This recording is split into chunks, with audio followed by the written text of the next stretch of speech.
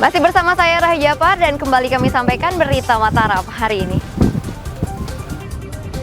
Ringankan beban warga, polisi salurkan air bersih ke perkampungan nelayan di wilayah pesisir. Laka lantas maut motor dan mobil tewaskan bocah usia 3 tahun, polisi periksa sejumlah saksi. SSJ Mataram kembali meraih penghargaan menjadi siaran program lokal terbaik dari KPID NTB.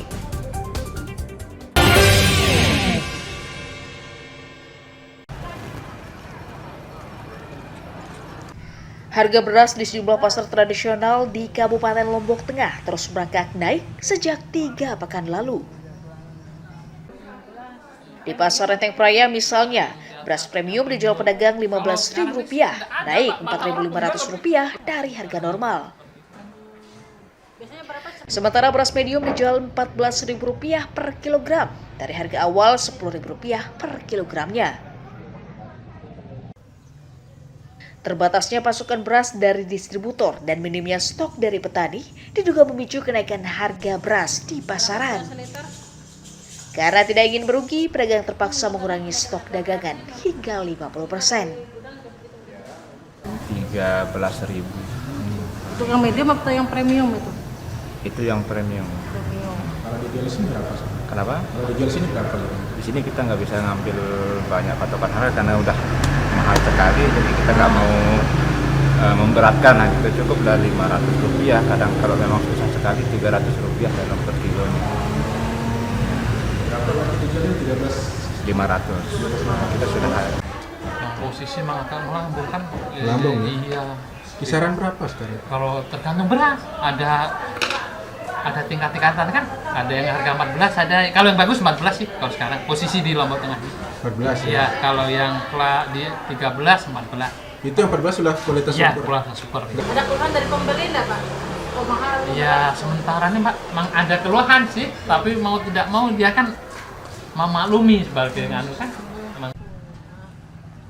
Sementara itu, Pemda mengklaim produksi beras surplus mencapai 135.000 ton. Kita surplus beras, ya toh? Dari produksi petani itu sudah melebihi untuk kebutuhan masyarakat kita. Kalau surplus itulah yang menjadi penyangga nasional. Kalau sekarang harga beras naik, bukan karena produksi ini tidak ada produksi. Beras ini kan ada pelaku-pelaku yang membeli beras, ada sebagai pengepul, ada sebagai yang menyimpan beras di gudang, kan ini mungkin yang, tapi itu urusannya pemerintah gitu. Pemda meminta Bulog segera mengeluarkan cadangan beras untuk menggelar operasi pasar dan mengatasi kelangkaan, termasuk menormalkan harga beras di pasaran. Lukmanul Hakim melaporkan dari Kabupaten Lombok Tengah.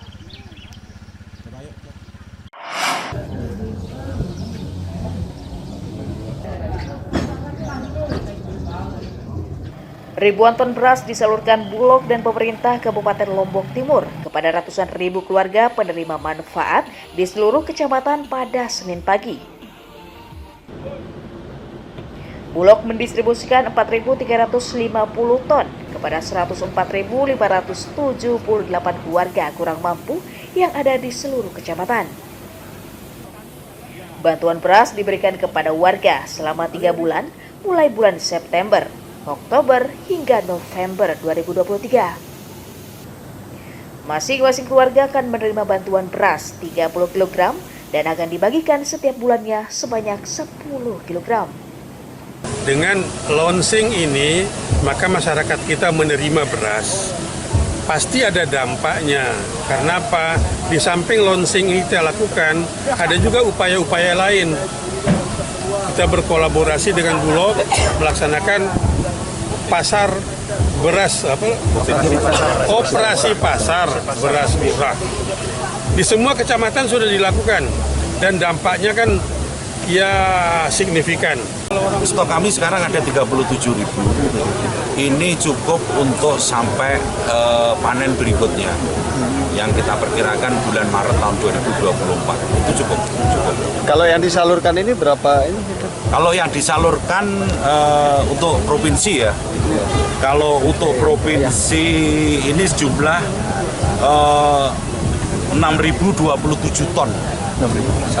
Itu satu alokasi ya selama 1 bulan. Jadi kalau kali 3 bulan kurang lebih sekitar 18.000 sekian.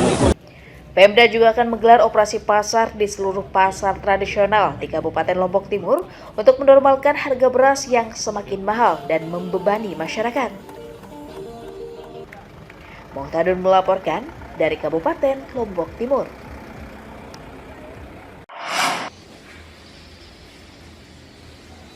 Ribuan ton beras akan didistribusikan pemerintah Kabupaten Lombok Barat bersama Bulog untuk menormalkan harga beras di pasaran. Bulog akan kembali mendistribusikan 37.000 ton beras tambahan ke seluruh pasar tradisional dan dijual dengan harga eceran Rp9.000. Sebelumnya, Bulog juga telah menyalurkan 44.000 ton beras cadangan untuk menormalkan stok beras di pasaran.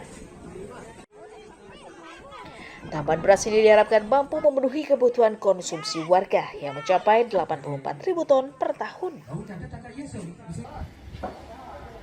Pemda juga akan mengawasi penjualan beras ke luar daerah agar tidak mempengaruhi stok di daerah. Kalaupun ada peningkatan harga ya dari katakan harga sebelumnya 55.000 atau 60.000 ya kadang-kadang menjadi 62, 63 per trainya. Artinya harganya masih cukup menjangkau oleh masyarakat. Dapat saya sampaikan kalau stok yang berada di kami sekarang total 37.000 ton setara beras yang ada di gudang kami seluruh NTB. Artinya di Lombok Barat pun ya stoknya juga segitu, hanya nanti kan bisa kita pindah-pindah itu tergantung dari kebutuhan dari masing-masing daerah. Untuk stok saya kira aman sampai dengan musim panen berikutnya bulan Maret April lagi masih aman. Pemda Lombok Barat mencatat cadangan beras yang tersimpan di gudang Bulog sebanyak 122.000 ton dari total produksi per tahun 207.132 ton dengan kebutuhan konsumsi warga mencapai 84.315 ton per tahunnya. Hairul Amri melaporkan dari Kabupaten Lombok Barat.